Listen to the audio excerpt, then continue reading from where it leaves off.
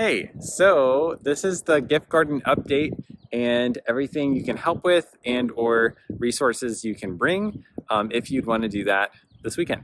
So let's start over here. Um, there's tons to do. So let's see. So first thing, you can of course bring a bucket with food scraps over here. Bring your layer bucket down, that'll be awesome. We have cardboard. You can get a wheelbarrow and get this mulch over here, and the wheelbarrow is way over there. You see where that shed is? So that's way over there, so you can get that wheelbarrow. Then what we'll do, or what we've been doing, what you can do, is we're mulching paths, and we're just going along the lines here, sort of deeper into the circle. So this is the next path that needs to be done, or this one. So that's one thing you can do.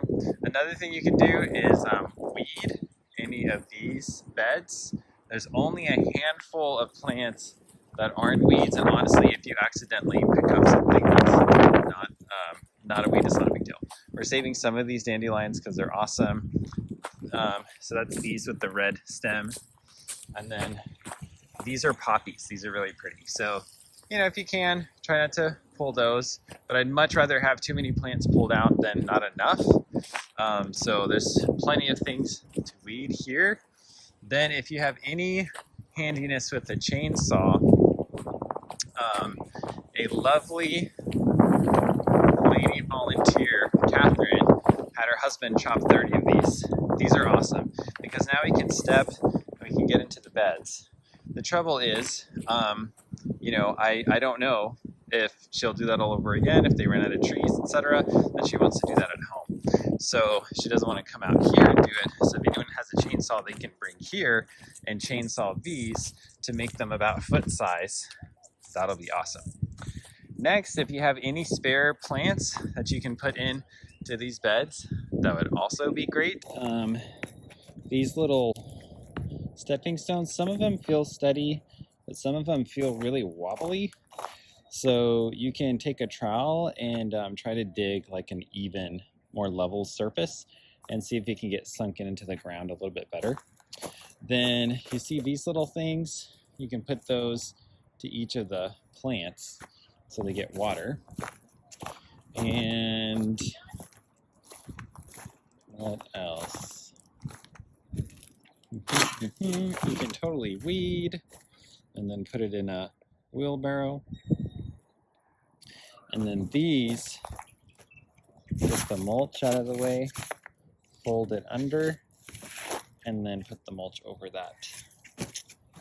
And then, if you want something more fun, maybe, you can plant peppers or tomatoes, and then just send a photo of each one you plant.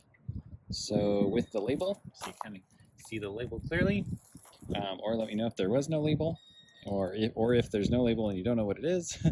And then that's everything I can think of right now. So yeah, hope you are there on Saturday. Today I'm going to be covering, so here we are, I'm going to be covering this bed, and I haven't decided on the name for it, but I want it to be representative of something specific, like maybe hope or kids or something. Like what would be a fun bed for kids, right? So don't know yet, but the purpose of this video is actually to show what I planted today on March 23rd, 2022, because I know without a shadow of a doubt that I will forget every single thing that I planted. There's no way I'm going to remember. And if I ever have someone that catches me on a grumpy day and they're asking me the name of every plant that I've already forgotten, I can say, watch the video. So here we are. Okay, so here we have what I believe is leaf celery. We have some spinach that needs to be harvested like yesterday because I think I found a harlequin bug on it. This is a weed. Take that out. And then this is bush early girl. I think this was the only one I didn't plant deep then I remembered halfway through that I need to plant deep. This is the poppy. So we're gonna have some flowers in here, which is fun. These are peas that survived hell and high water of all the frosts and everything, and or maybe they just sprung up just now. So those are peas, so don't pick those out. The other thing I love about doing this video is that if I send someone to weed, they can always look at this video to refer back to know which thing to pull out and which thing to not pull out. I think this is, ooh, I don't know what that is. I need to find out, but I think it might be some kind of a sorrel. Oh, actually, I think it's mache, so I need to check that out. That's a little pansy, which is on its way out. Bush early girl. This is an onion. Then we have a rando beet. Kind of survived everything, and I pulled it up by accident, so I don't know. I have a weird mouth reaction to beets that I harvest, not ones at the store. It's really weird, so I don't know what that's about, but that's completely unrelated. Anyway, this should be bush early girl, because I got a bunch of those. These are more peas. I'm not sure what those are. That's why I started making videos. Then we have celebrity. Another rando beet. Some more rando onions.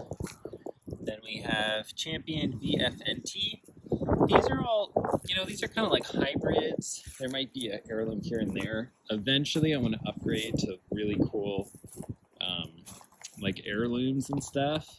But for now, we have something in the ground. And then here's celebrity. And then this might be the spot of my indoor grown tomato that is taking over my indoor planter that needs a new home. This is kind of shady, so I figured this would be a great spot. And maybe it'll survive. It's really huge. I don't know. We'll see. So that is everything that's done on this bed so far. Thanks for watching. So, didn't grow microgreens this week, which means that my lunch is all right, but there's nothing that feels super fresh and alive in it like I'm used to.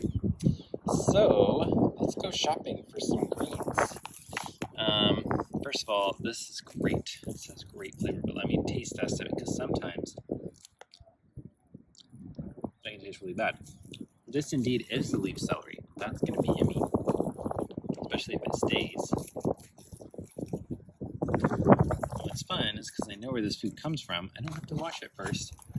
And all the bacteria on it is actually really good for me. So I want the slightly unclean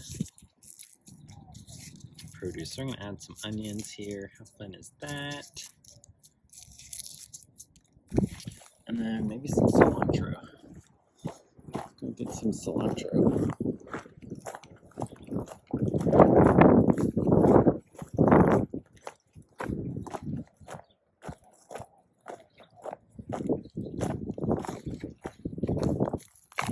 Nice. Little taste test. It's very coriander-y cilantro. And there we have it. Okay, so now we are looking at this bed. Here's the center. Now looking at this bed, and let's see what all was planted. I kind of went mild to hot. So here we have red beauty, so just the sweet pepper, purple beauty. The rest of those are poppies. And then sweet heat, so this has a little bit of heat, but it's not like a jalapeno hot, I don't think. This is another red beauty. Another sweet heat. This one is purple bell. This is another red beauty. I think that was a straggler. Another sweet heat. Sweet heat. I don't know. So I'll probably still have some mystery ones. And then I think this is where things get hotter, officially hotter. So sriracha, This, which is probably planted too close, is a jalapeno. Another jalapeno. Another sweet heat. Then another sriracha. Mystery. Sriracha. Mystery, but probably sriracha. And a jalapeno. And that is this bed. Pretty cool. Okay, so I am going to be taking this humongo tomato that was actually just a cutting I plopped in, I don't know, maybe a month ago. Like, it seemed like super fast that this grew. But I'm going to be taking this thing out and bringing it to the gift as an experiment. We'll see how it goes. I have to get rid of it because I don't have enough room across my whole bed. So I do have to remove it. And so you'll see how overcrowded everything is. So we'll see how it goes, if it survives. I'm going to plant it in a shady part of the bed so that hopefully it's not like too shocked with too much, heat or sun, since it is going to be pretty drastic. So yeah, we'll see how that goes. Okay, so here we go. I'm going to plop this in and we will see if this full-grown tomato that already has blooms on it will do better or worse than the small tomatoes in this plot. So be really interesting. I didn't really have room for this on my balcony.